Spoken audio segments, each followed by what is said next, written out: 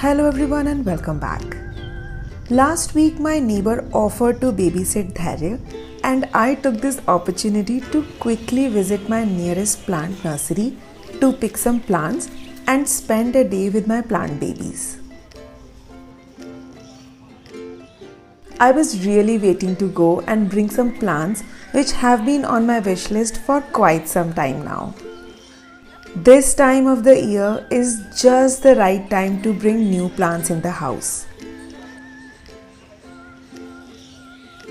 All plants show new growth during this season, giving so much confidence and pleasure in bringing these silent beauties indoors and enhancing the home decor with minimal effort. But there are so many options to choose from, so which one to buy?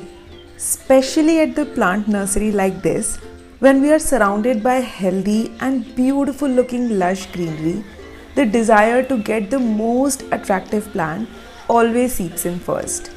But I'll say, hold on to that thought. I had a very interesting conversation with the Mali Bhaiya and he said, nowadays everyone wants extraordinary plant. I could immediately relate to that. I have been there and done that mistake. In my earlier days, I used to buy plants just by going with the beauty and ended up losing both plant and money. So with my good and bad experiences, today I decided to share with you a few tips to help you select some indoor plants that you can cherish for long. So while I was ticking few plants off my wish list, I also decided to revive a few old planters of mine and do some fun DIY today. All thanks to my neighbor for this exciting day. Rutvi accompanied me to the nursery only on two conditions. A. I make her a nice summer cool drink once I'm back. And B. She will help me in DIYing the planters. I was more than happy with both the conditions as it was a total win-win. So as soon as we came back, I cleaned some of my old terracotta pots which I will be DIYing into something better today.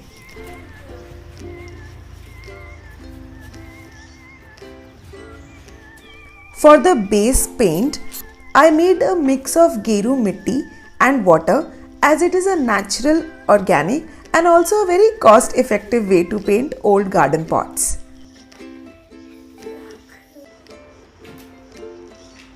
I wanted to retain the same color and texture of my terracotta pots and that's the primary reason of using geru mitti.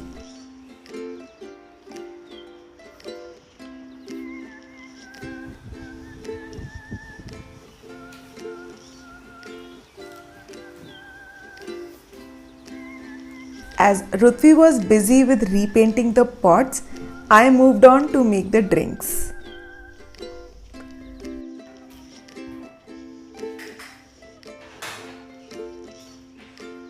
For a summer cooler, nothing beats a cool watermelon. So I quickly collected all items to make watermelon lemonade today. All this time, I was more than excited to show you all my plant shopping.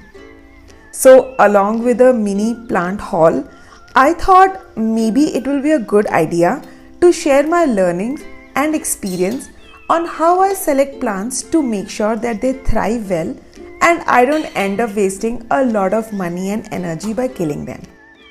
This watermelon lemonade is a twist to the regular one and is very quick to blend. Just throw everything into a mixing jar and your drink is ready in no time. I don't usually like straining my juices to retain the fiber for a healthy take on juices. But to avoid having seeds in my drink, I will squeeze as much fiber out as possible.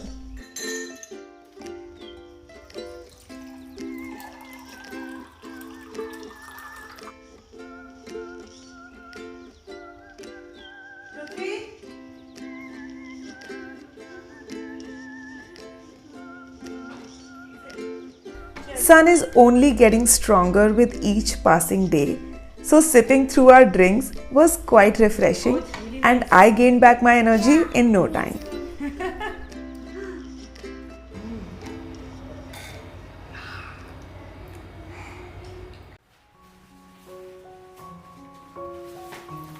So here is how I select my plants from nursery. First, before I even purchase a plant, I always do a little research on that plant. Because if anything I have learned from my failures is that in order to keep a plant healthy, giving it its natural habitat is very important. This research helps me to decide whether I will be able to create that environment for that plant or not. If not, I never buy that plant.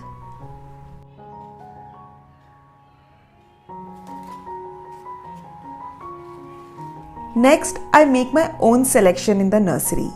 I check A. If the plant is healthy and has no bugs. B. I check for new shoots. It means that the plant is thriving. And C. I opt for bigger size than smaller as they have a better survival chances in a new environment. Next, for the indoor plants, I always look for sturdy options no matter how common they are. As told by Mali Bhaiya, no one buys cheap plant because they are very common. But in my understanding, the more uncommon the plant is, the more demanding it will be, making a big question on its survival. And lastly, I do not change the pot or soil of the plant immediately after bringing them home. I try to find the best environment for new plants to thrive, and once confirmed, I then bring small changes one by one and make sure that the plant is settling to each change. So when I'm not changing the pots, I usually place them in some decorative planters to be able to keep them indoors and add more beauty to these plants and my home. So my first favorite planter is a metal planter. They are sturdy and have absolutely zero chances of getting damaged. This means an absolute one-time purchase. Jute planters are my other favorite as they are sustainable and the warm earthy tones of the wood match with any environment.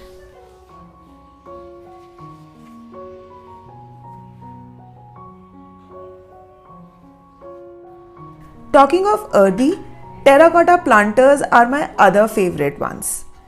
They come in all shapes, size, style and color. Easily available and highly cost effective. Baskets are another such sustainable and eco-friendly planter options. Hang them from top or place them on table. Either ways, they look very beautiful.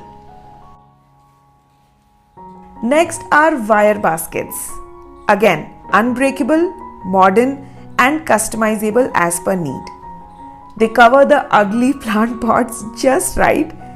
I even clubbed 2-3 pots together to make a nice cluster of plants in it. Candle stands as a plant base because why not? Try different heights of candle stands to highlight your plant very nicely. Macrame hangers are another trendy options for hanging plants. They help in filling the empty wall spaces in a very artistic way. Apart from this, glass vases create great aesthetics inside the houses. Showing the complete anatomy of plants looks very attractive and intriguing at the same time. The base coat turned out really well. All thanks to Rutvi, the pots are looking close to new. Now that the planters were dry, I sat down to start decorating them. I decided to use some wall putty powder and give these planters some embossed motif. Putty powder, when mixed well with water, works like a dry clay and can be molded in different shapes. I had selected few designs from Pinterest with the thought that it would be easiest to begin with. So the simple idea, was cutting thin strips from the clay and sticking them on the pot in a random fashion. I'm using a mixture of water and Fevicol to wet the clay before sticking them on the pot.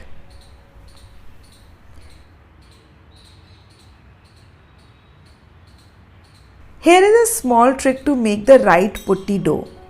Go slow with adding water and rub some coconut oil on hand before kneading the dough. Make the dough in small batches as you go. As with summers, putti dries out really fast and gets difficult to work with. Now just work as you like. I made it in chapati shape and was cutting shapes one by one to get my design. More than aiming for perfection, I was really enjoying the process of learning new things and creating something on my own. Such is the power of DIY. Do you agree with me?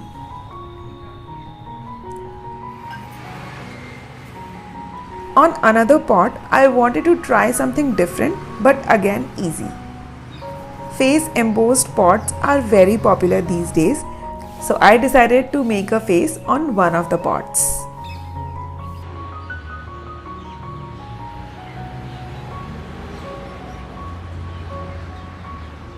While I was into the zone of DIYing pots, I wanted to paint a few of the plastic planters as well that come along with the plants.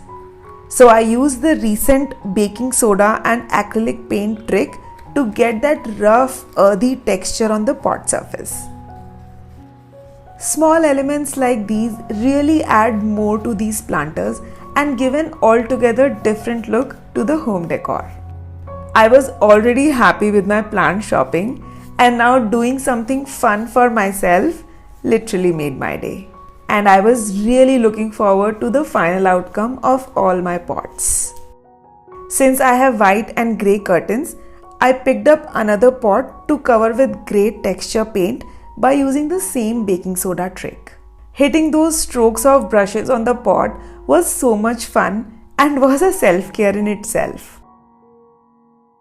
I coated both the pots with 2 coats of paint and left them to dry for a couple of hours. Once they are dry, I then hand painted them with some gold acrylic paint. Planters look terrific from what they were before, and I was so proud of Rutvi and myself. Learning some small tricks and some new skill gave me more confidence to try some more fun designs in future. I thoroughly enjoyed my little stint with plants and planters this time. And I hope you did too. Do share your feedback in the comment below and tell me which plant you like the most in my latest plant shopping. Don't forget to subscribe to the channel and also join me on Instagram for some daily updates. And I'll see you in my next video. Until next time, stay tuned.